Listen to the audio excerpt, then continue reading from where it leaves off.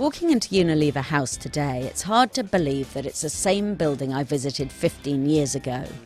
Back then, it was a higgledy-piggledy collection of corridors and offices and wood panelling, crammed into a building that was designed specially for Lever Brothers in 1929. Now, the outside is still the same splendid neoclassical Art Deco thing it always was. But the inside has been scooped out and turned into almost a caricature of what everyone seems to want from a modern office. It's all steel and light, built around an enormous central atrium. And there's so much glass that there's nowhere to hide. Ken Mankey, the VP of Workplace Services, showed me what life is like for the 1,200 people who work there. In 1930, it was razed to the ground and then built up by 1932 into the first of the Unilever houses. And it's so imposing and grand. I mean, it looks like it's pretending to be a sort of government office or saying, we are Unilever.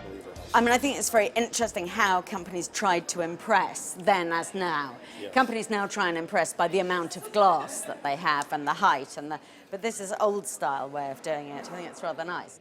The first thing you come to after reception rather appealed to me. It's a staff shop selling Unilever products, everything from Persil to pot noodles, at up to 40% off. I think it says £1 for the Dove shampoo. Very true. Which is a lot cheaper than it is in Boots. We certainly open this up for our employees, but also our visitors as well. Oh, well, great. So in addition, on my way out, I'll stock up. Oh, there's a crowd of people around the pot noodles, I see, that we're dispersing.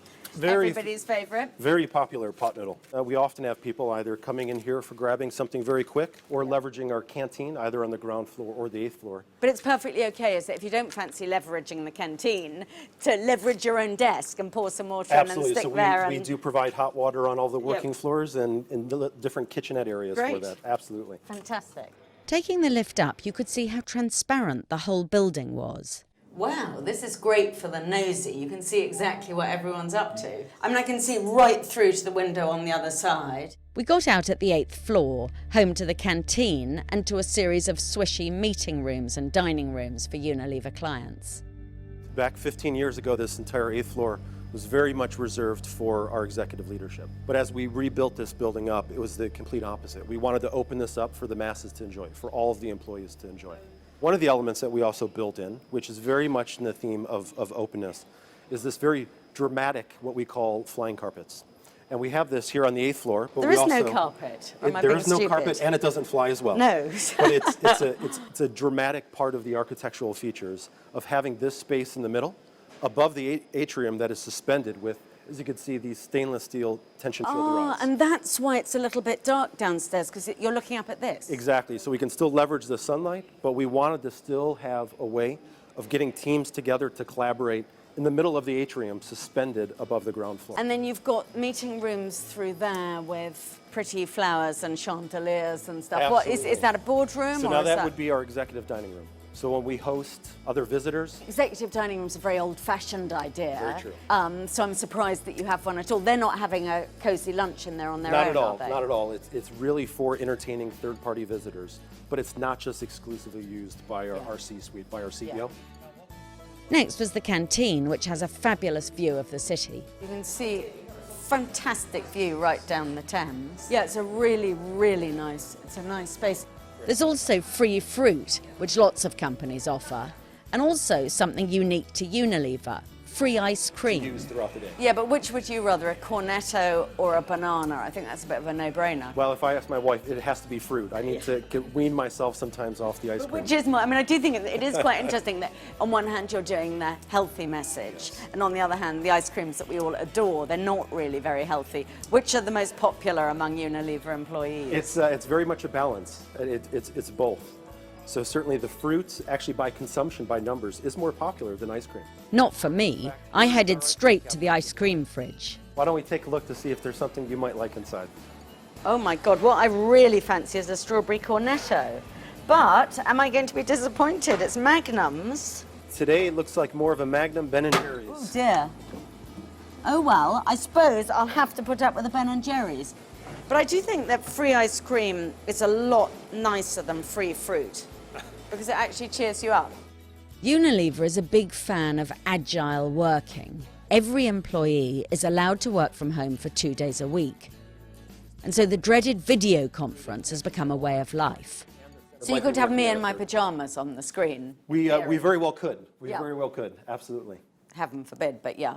And so every single day here, if you're a typical Unilever employee, Yes. would you be talking virtually like this to lots of colleagues, just as a Absolutely. matter of routine? Absolutely. Connecting individually, but also building to building is very prevalent. And do you use this more than phone now? So often it's almost one and the same.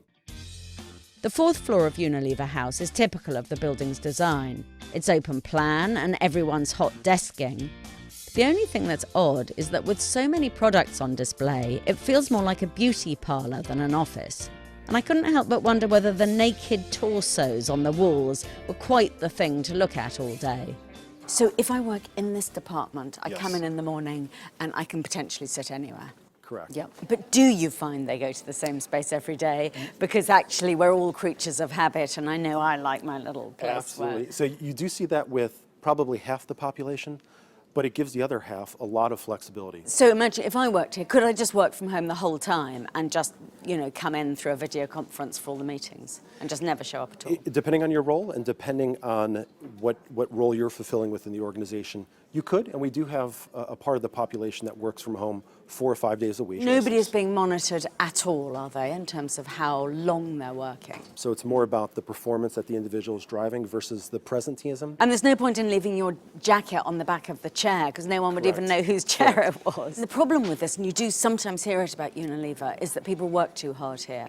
And the arrangement that you described, yes, it's very flexible, but the danger of it is that you're just you're on call the whole time. And are you trying to stop people do that, or actually is it all in your interests that they do? Well, we don't want people to burn out and work 24/7, which is why we also try and balance in the workspace different wellness centers. The cynic would say that, these companies that have very smart people and make them work the whole time, Yes. they will all say, oh, well, we've got a wellness centre too. Yes. But that doesn't necessarily solve the problem. I mean, yeah, you can do a bit of stress-busting stuff, but you're still working 12 hours a day, Yes. and it's still a problem. With agile working, there are a lot of benefits, and that freedom is a benefit, but you're right, it certainly comes with that self-reflection of what's the right amount of work that I have or my team has. It really takes that dialogue to make sure that too much isn't happening. So we do have lockers this size for all of our employees. Those Not that a lot require of more. stuff, though. I mean, if I tried to put the stuff on my desk, I'd need the whole lot, I think. What we found is if we give somebody 4 of these all for themselves, they'll fill it up. Yeah. But if we give somebody 1, they'll make do. prioritise, yeah. They'll make do. Yeah. Unilever are very proud of how green they are and discourage anyone from printing anything out. They've done this through rather a clever trick. This is the only place that you've taken me to that I think looks sort of it looks like a sort of NHS hospital, really. It's not somewhere that I'd like to linger. Is that deliberate, that you discourage people from coming here at all? Very much. I mean, historically, we've had hundreds of printers all over the floor, and it really it takes away from the vibrancy of the working environment. So we want to create and concentrate these hubs for you to come when you need it, but again, not a core part of what you see day in and day out. Yeah. Absolutely. It's hard not to like a building slap bang on the Thames with some of the best views that London has to offer. And who wouldn't like the free magnums, which come with a state-of-the-art gym in which to work off any ill effects?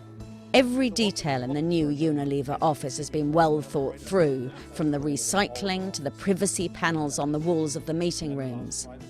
And yet the truth was I couldn't quite bring myself to like it. All that glass and all that transparency and the nomadic hot desking gave the place a cold and soulless feeling. As I left, I almost started hankering after the ugly, chaotic rabbit warren left over from the 1930s. Less good-looking, less practical, less efficient, and certainly less fashionable. It had one thing that the new version, as well as so many other modern offices, lack: anything resembling character.